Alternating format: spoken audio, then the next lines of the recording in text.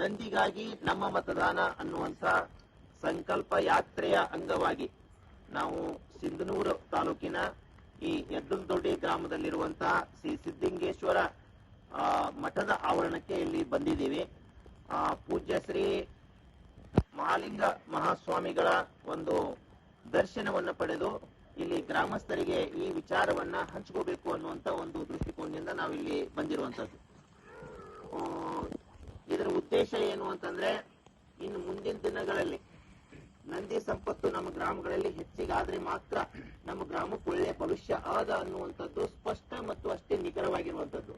ಇದನ್ನ ನಮಗ ಹೆಚ್ಚಿಗೆ ಮನವರಿಕೆ ಮಾಡಿಕೊಟ್ಟಂತವರು ಜ್ಞಾನಯೋಗಿ ಪೂಜ್ಯ ಶ್ರೀ ಸಿದ್ದೇಶ್ವರ ಸ್ವಾಮೀಜಿಯವರು. ಆ ಕಾರಣಕ್ಕಾಗಿ ನಾವು ಬಸವಣ್ಣವರ ಜನ್ಮಸ್ಥಳವಾದಂತ ಬಸವನ ಬಾಗೇವಾಡಿಯಿಂದ ಬಸವ ಕಲ್ಯಾಣದಿಂದ ಕೂಡದ ಸಮಕ್ಕೆ ಹೋಗ್ತಾ ಇದೀವಿ. ಈ ಮಾರ್ಗ ಮಧ್ಯದಲ್ಲಿ ಇಲ್ಲಿಗೆ ನಾವು ಭೇಟಿ ಕೊಡುವಂತ ಒಂದು ಸುವರ್ಣ ಅವಕಾಶ ನಮಗೆ ಗೊತ್ತಿರುವಂತದ್ದು. ಅದು ವಿಶೇಷ ಅಂತಂದ್ರೆ ಇವತ್ತಿನ ದಿವಸನೇ ತಾವು ಕೂಡ ಏನ್ ಮಾಡ್ತಾ ಇದ್ರಿ, ಹೇಮರೆಡ್ಡಿ ತಾಯಿ ಮಲ್ಲಮ್ಮನ ಒಂದ್ ಏನ್ ಮಾಡ್ತಾ ಇದ್ರಿ, ಜಯಂತಿಯನ್ನು ಕೂಡ ಆಚರಣೆ ಮಾಡ್ತಾ ಇರುವಂತದ್ದು. ಈಗ ಎಲ್ಲ ಹೋಗಿ ಮೆರವಣಿಗೆ ಮಾಡ್ಕೊಂಡು ಬಂದ್ರಿ. ಅದೇ ರೀತಿ ಜಂತುಗಳನ್ನು ಕೂಡ ಜೊತೆಯಲ್ಲಿ ನೀವು ಮೆರವಣಿಗೆ ಮಾಡಿರುವಂತದ್ದು. ಆ ಮಹಾತಾಯಿ ಒಂದ್ ಮಾತನ್ನ ಹೇಳಿದ್ದಾರೆ. ಏನ್ ಹೇಳಿದ್ದಾರೆ, ಯಾರ ಮನ್ಯಾಗ ಅವ್ರ ತಾಯಿಯನ್ನ ಪೂಜೆ ಮಾಡ್ತಾರೋ ಅವ್ರ ಮನ್ಯಾಗ ಏನಾಗ್ತದಪ್ಪ ಅಂದ್ರೆ ಒಂದು ಬಂಗಾರ ಕಟ್ಟಿ ಅನ್ನುವಂಥದ್ದು. ಅಂದ್ರೆ ಅವ್ರ ಮನ್ಯಾಗ ಸಂಪತ್ತಿನ ಕೊರತೆ ಆಗ್ಬಾರ್ದು ಅನ್ನುವಂತ ಒಂದೇನ್ ಮಾಡಿದ್ದು ಇಚ್ಛೆಯನ್ನು ವ್ಯಕ್ತಪಡಿಸಿರುವಂತದ್ದು. ಆದ್ರೆ ಆ ಬಂಗಾರ ಕಡಿಮೆ ಆಗ್ಬಾರ್ದು ಅಂದ್ರೆ ಲಕ್ಷ್ಮಿ ಅವ್ರ ಮನ್ಯಾಗ ನೆಲೆ ನಿಲ್ಬೇಕು ಅಂತ.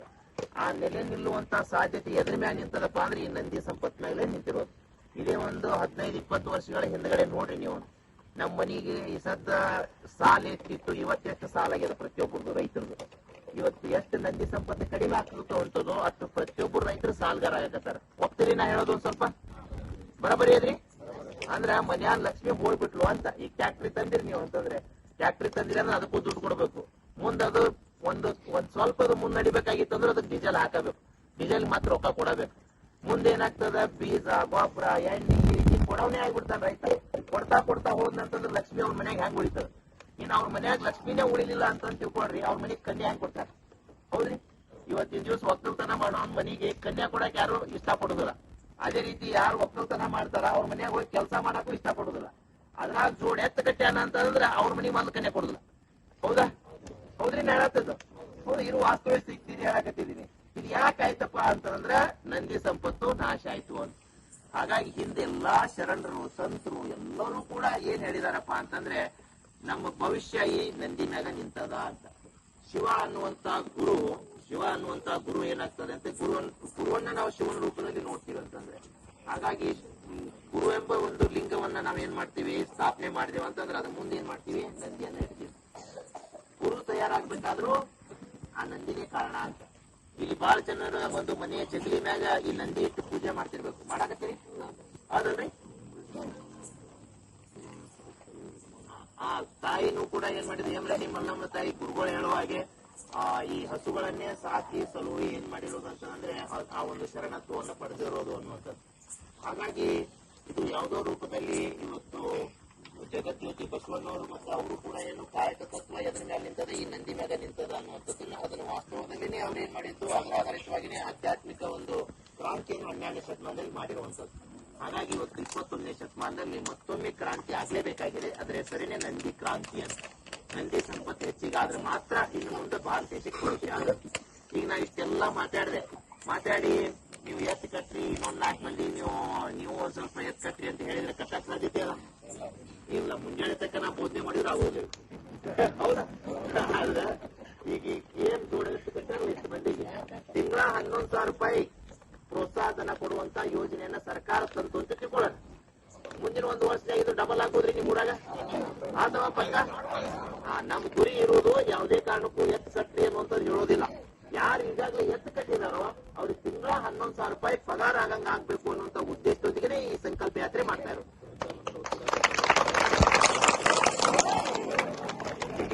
ಹೌದೇನ ಹೇಳ್ತಾರೆ. ಹಾಗಾಗಿ ಇವತ್ತು ಯಾವ ಬೋಧನೆಯಿಂದನೂ ಕೂಡ ರೈತನನ್ನ ಉಳಿಸಕ್ ಸಾಧ್ಯತೆ ಇಲ್ಲ. ಅದು ರೈತನ ಮನೆಗೆ ಬರಬೇಕಾಗಿದೆ ದುಡ್ಡು, ಅದು ಎಲ್ಲೋ ಹೋಗ್ತಾ ಇದೆ. ಹಾಗಾಗಿ ಇವತ್ತು ರೈತನ ಮನೆಗೆ ಬರಬೇಕಾಗಿತ್ತು ಅಂತಂದ್ರೆ ಅದು ಪೂರಕವಾದಂತ ಜೋಡೆತ್ತಿನ ಏನು ಆಗಲ್ಲ, ಆರಾಮ್ ಇಟ್ಕೊಳ್ರಿ. ಓಕೆ, ಏನು ಮಾಡಲ್ಲ.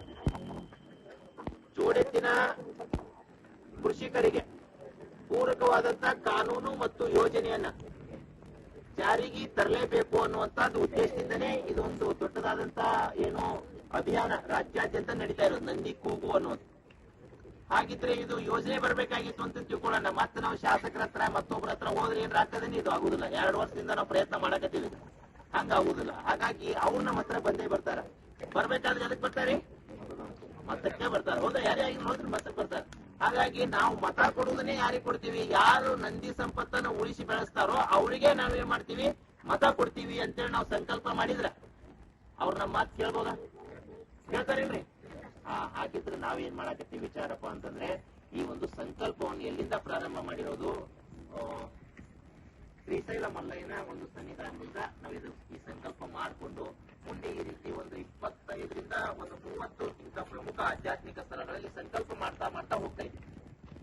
ಇದು ಮೋಸ್ಟ್ಲಿ ಇದು 20 ಮೇಲ್ಗಡೆ ಇರುವಂತದ್ದು ಸ್ಥಳ ನಾವು ಇಲ್ಲಿ ಬಂದಿರುವಂತದ್ದು. ಅಲ್ಲಿ ಏನ್ ಮಾಡ್ತೀವಿ, ಈ ತರ ಜನಗಳನ್ನೆಲ್ಲ ಕೂರಿಸಿ ಎಲ್ಲರೂ ಸಾಮೂಹಿಕವಾಗಿ ಇದು ಸಂಕಲ್ಪ ಮಾಡುವಂಥದ್ದು. ಇನ್ನೊಂದೇನಪ್ಪಾ ಅಂದ್ರೆ, ಇನ್ನೊಂದು 6-7 ತಿಂಗಳಲ್ಲಿನೇ ಇದು ಗ್ರಾಮ ಪಂಚಾಯತಿ ಚುನಾವಣೆ ಬರುವುದು. ಆ ಗ್ರಾಮ ಪಂಚಾಯತಿ ಚುನಾವಣೆ ಬರುವ ಒಂದು ಒಳಗಡೆನೆ ಏನಾಗಬೇಕು, ರಾಜ್ಯದ ಅರ್ಧಕ್ಕಿಂತಲೂ ಹೆಚ್ಚು ಜನತೆಗೆ ಇದಕ್ಕೆ ಏನಾಗಬೇಕು, ಮನವರಿಕೆ ಆಗಿ ಗ್ರಾಮ ಪಂಚಾಯತಿ ಚುನಾವಣೆಯನ್ನು ಏನ್ ಮಾಡೋದು, ನಂದಿ ಮೇಲೇನೆ ನಾ ಏನ್ ಮಾಡೋದು, ಸ್ಪರ್ಧೆಯನ್ನು ಮಾಡೋದು. ಆಯ್ತು, ನಮ್ ಗ್ರಾಮದ ನಂದಿ ಸಂಪತ್ತನ್ನ ಉಳಿಸಿ ಬೆಳೆಸ್ತೀನಿ, ಹೆಚ್ಚಿ ಮಾಡುವಂತ ಯೋಜನೆಯನ್ನು ತರಕ್ ನಾ ಪ್ರಯತ್ನ ಮಾಡ್ತೀನಿ, ಅದಕ್ಕಾಗಿ ನಮ್ ಮತ ಕೊಡ್ರಿ. ಮತ ನೀಡೋದು ಕೂಡ ಏನಾಗ್ಬೇಕು ಅಂತಂದ್ರೆ, ನಾವು ನಂಬಿದಂತ ದೈವದ ಸಾಕ್ಷಿಯಾಗಿದ್ದು ಮತ ನೀಡೋದು. ಅದು ಜೋಡೆತ್ತ ಅವ್ರ ಮನ್ಯಾಗ ಅದಾವ್ರಿ, ಅವ್ರಿಗೆ ಲಾಭಕ್ಕ ಅಂತ ಅಲ್ಲಿದು ನಾವು ಹೆಂಗರ ಉಳಿಲಿದು ಇಡೀ ಮನುಕುಲಕ್ಕ ಎಲ್ಲಾ ಜೀವರಾಶಿಗಳಿಗೂ ಅವುಗಳಿಂದ ಅನುಕೂಲ. ಹಿಂಗಾಗಿನೇ ನಾವೇನ್ ಮಾಡ್ತೀವಪ್ಪ ಅಂದ್ರೆ, ಈ ಗುಡಿಯಾಗಿಟ್ಟು ಬಸವಣ್ಣನ ಪೂಜೆ ಮಾಡೋದು. ಹಿಂಗಾಗಿನೇ ನಾವೇನ್ ಮಾಡ್ತೀವಪ್ಪ ಅಂದ್ರೆ, ಈ ಗುಡಿಯಾಗಿಟ್ಟು ಬಸವಣ್ಣನ ಪೂಜೆ ಮಾಡೋದು. ಹೌದೇನು ಹೇಳೋದು? ಹೌದ್, ನಾವು ಶ್ರೀಶೈಲಕ್ಕೆ ಹೋಗ್ಲಿ, ಯಾವ ಗುಡಿ ಗುಂಡಾರ ಯಾವತ್ ಹೋದ್ರು ಕೂಡ ಇಲ್ಲಿ ನಂದಿ ಸಂಪತ್ತನ್ನು ಉಳಿಸದೆ ನಾವು ಅಲ್ಲಿ ಹೋದ್ರು ಕೂಡ ಆ ದೇವರೇನು ಮಾಡಕ್ ಸಾಧ್ಯತೆ ಇಲ್ಲ. ಒಪ್ತೀರಿ ನಾಳೋದು? ಹೌದು. ಯಾಕಪ್ಪ ಅಂತಂದ್ರೆ, ನಮ್ಮ ಗ್ರಾಮದ ಸಿರಿ ಸಂಪತ್ತು ಎಲ್ಲಾನು ನಿಂತಿರೋದು ಏನಪ್ಪಾ ಅಂದ್ರೆ ಈ ನಂದಿ ಸಂಪತ್ತಿನ ಮೇಲೆ ನಿಂತಿರೋದು. ನಾವು ಸುಮಾರು 3 ವರ್ಷದಿಂದ ನಾನು ಇಲ್ಲಿ ಸಿಂಧೂರಲ್ಲಿರುವಂತ ಒಂದು ಹೆಲ್ತ್ ಕ್ಲಬ್ ಅಂತಿದ್ದೀನಿ, ಅದ್ರ ಮೆಂಬರ್ಸ್ ಗಳೆಲ್ಲ ಇದ್ದಾರೆ. ಮತ್ತು ಇನ್ನೊಬ್ರು ರಾಮಚಂದ್ರ ರೆಡ್ಡಿ ಅಂತ ಹೇಳಿದಾರೆ, ಅವರು ಸಾವಯವ ಕೃಷಿಯನ್ನು ಮಾಡ್ತಾ ಇದ್ದಾರೆ. ಎಲ್ಲರೂ ಕೂಡ ಏನಪ್ಪಾ ಅಂತಂದ್ರೆ ಅಷ್ಟೇ ಒಂದು ಒಲವು ಗುರುಗಳ ಮೇಲೆ, ಮಾಲಿಂಗ ಸ್ವಾಮೀಜಿಗಳ ಮೇಲೆ. ಇಲ್ರಿ ತಾತ್ನವ್ರು ಏನ್ ಮಾಡ್ತಾರೆ, ಈ ಸಾವಯವ ಕೃಷಿಕರೆಲ್ಲಾ ಸೇರಿಸಿ ಈ ಸಾವಯವ ಕೃಷಿ ಹೆಚ್ಚಿನ ಜನ ಏನ್ ಮಾಡ್ಬೇಕು, ಅಳವಡಿಕೆ ಮಾಡ್ಕೋಬೇಕು ಅನ್ನೋ ನಿಟ್ಟಿನಲ್ಲಿ ಸಾಕಷ್ಟು ಪ್ರಯತ್ನವನ್ನು ಮಾಡ್ತಾ ಇದ್ದಾರೆ. ಅದ್ರ ಬಗ್ಗೆ ತಿಳುವಳಿಕೆ ನೀಡ್ತಾರೆ ಅಂತ ಮತ್ತೆ ಮತ್ತೆ ಮತ್ತೆ ಅವ್ರು ಹೇಳ್ತಾ ಇದ್ರು. ಅದೇ ರೀತಿ ನಾವು ಫೋನಲ್ಲಿನೂ ಕೂಡ ಸುಮಾರು ಬಾರಿ ಸಂಪರ್ಕವನ್ನು ಮಾಡಿದ್ದಾರೆ. ಯಾವುದೋ ರೂಪದಲ್ಲಿ ನಮಗ ಒಂದು ಸ್ಫೂರ್ತಿಯಾಗಿ ನಿಂತವ್ರು ಯಾರಪ್ಪ ಅಂತಂದ್ರೆ ಮಹಾಲಿಂಗ ಸ್ವಾಮೀಜಿಗಳು. ನಮ್ಮ ಗ್ರಾಮದಲ್ಲಿರುವಂತ ಮಹಾಲಿಂಗ ಸ್ವಾಮೀಜಿಗಳು.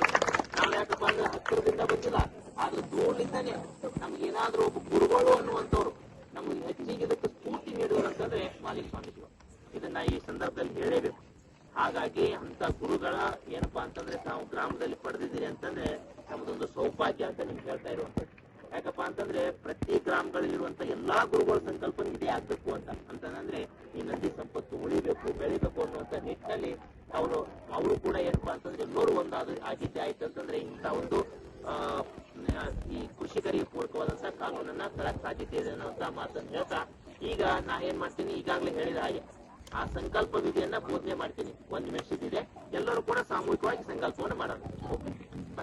ಕೊಡ್ಬೇಕಂತ ಹೇಳಿ ಅವರು ಸಂಕಲ್ಪ ಐತೆ, ಅದನ್ನ ಸರ್ಕಾರದ ಮೇಲೆ ಒತ್ತಡ ಮಾಡಕತ್ತಾರ. ಮುಂದದಾಗುತ್ತೆ, ಯಾಕಂದ್ರೆ ಈಗಾಗಲೇ ಆಲ್ರೆಡಿ ಉತ್ತರ ಪ್ರದೇಶದೊಳಗೆ ಆಗೈತೆ.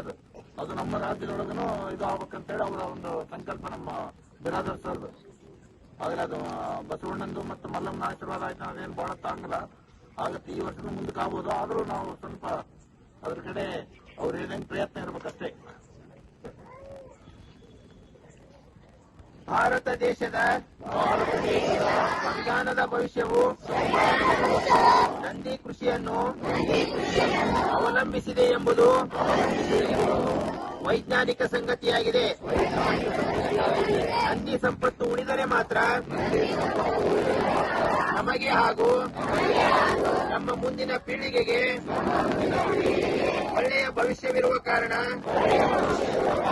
ಇನ್ನು ಮುಂದೆ ನಂದಿ ಕೃಷಿಕರಿಗೆ ಪೂರಕವಾದ ಕಾನೂನು ಹಾಗೂ ಯೋಜನೆ ಜಾರಿಗೆ ತರುವುದಕ್ಕೆ ಪ್ರಯತ್ನಿಸುವ ರಾಜಕೀಯ ನಾಯಕರಿಗೆ ನನ್ನ ಮತ ನೀಡುತ್ತೇನೆ ಹಾಗೂ ನಂದಿಗಾಗಿ ಮತ ಮೀಸಲಿಡುವ ಕುರಿತು ಜನಜಾಗೃತಿ ಮೂಡಿಸುವ ಪ್ರಯತ್ನ ಮಾಡುತ್ತೇನೆ ಎಂದು ನಾನು ನಂಬಿದ ದೈವದ ಸಾಕ್ಷಿಯಾಗಿ ಸಂಕಲ್ಪ ಮಾಡುತ್ತೇನೆ. ಎಲ್ಲರೂ ಜಯವಾಗ್ಲಿ ಅಂತ ಹೇಳ್ಬೇಕ್ರಿ. ನಂದಿ ಕೃಷಿಕರಿಗೆ, ನಂದಿ ಕೃಷಿಕರಿಗೆ.